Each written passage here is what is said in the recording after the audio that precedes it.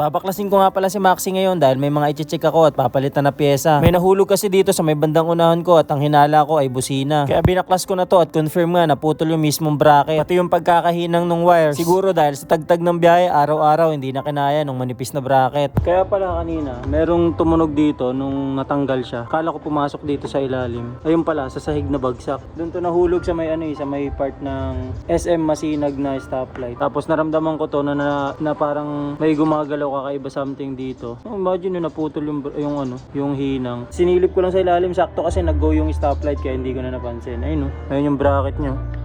Putol. Tapos buti na nga lang tinanggal ko yung araro. Kung hindi ko makikita na meron na palang talop yung isa sa mga wires dito sa harness. Kaya tinakpan ko na lang muna to ng electrical tape para safe kapag kinabit ko na yung araro. Tapos chinek ko na rin yung fuse. Ito pala yung dahilan kung bakit nagpapatay-patay yung ilaw ko. Ang galing nga dahil dito na nakalagay yung mga fuse, madali nang palitan. Naka-modified na yan kaya dyan na siya nakalagay. Tapos tinanggal ko na rin yung battery kasi dito nakalagay yung tornilyo para mahugot ko tong naputol na bracket. May luma naman akong busina galing to sa Honda Click. Ito na lang din yung papalit ko para dual horn. Hella horn talaga yung busina ko pero okay na yan, pansamantagal. Wala akong panghinang kaya ganyan na lang yan, pansamantagal ulit. At habang unti-unti ko nga nababaklas yung mga pyesa, nakikita ko na may mga konting sira to. Kaya ginagawan ko na lang ng paraan, nilalagyan ko na lang ng zip tie kasi nabasag na yung mismong plastic. Tapos diretso linis na rin. Nakatanggal naman na kaya sulitin na natin ang paglilinis. Para kahit papaano, sulit yung pagbaklas natin. Since nakabaklas na rin naman to mga to, isasabay ko na lagyan ng LED lights yung panel ko. Nakabili ako dito sa may online ng LED na may dual bulb na siya. Pero LED yan Hindi ko lang alam kung anong term dun sa may bulb na. Pero yan.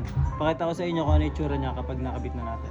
Lagyan natin to dyan. Matagal na rin kasing walang ilaw yung panel gauge ko kaya di ko makita kapag gabi kung gaano na nga ba kabilis yung takbo ko pati yung gasolina. O nga pala, kung gusto nyo makita yung mga link tong products kung saan ko nabili, lalagay ko na lang yung lahat sa comment section. Mula doon sa may sinusunog ko, pamalit sa electrical tape hanggang dito sa coolant na nabili ko. Pati yung LED bulbs na kinabit ko doon sa may panel na napakaliwanag. Ay, nandyan na yan sa may comment section. Check nyo na lang. Pinaklas ko na yung pulley set tapos i-check ko kung okay pa ba yung bola. Pati itong niretread natin doon sa may Manila. After 2 to 3 months ay smooth na smooth pa rin talaga siya at ngayon ko lang siya binaklas. Tapos yung magaan ko na bola na 10 grams ay pinalitan ko na muna nitong 12 grams pansamantagal dahil sobrang sira na yung mga 10 grams. Kaya kahit mabigat to at stock makina lang ako ay pansamantagal lang naman. Papalitan ko kasi to ng pulley set. Medyo mapagpag na dahil yung pulley din ay pinalitan ko muna ng 13.5.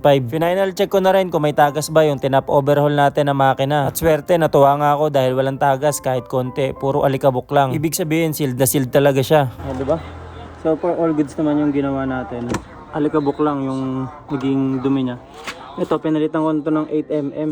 Pero same size siya ng haba dun sa stock kasi wala akong mabili nun itong tawag dito. Basta itong tatlong tornilyo na dito sa cover natin. So yun, the rest walang langis, walang tagas ng langis. Ito matagal na to yung sa airbox. Hindi ko pa nililinis. Ayun. Pero ito, yun, all goods. Ibig sabihin, naging successful yung gawa natin, kakapanood natin sa mga mekaniko na gumagawa. Tapos yung kapakapa na lang din. Yun, galing.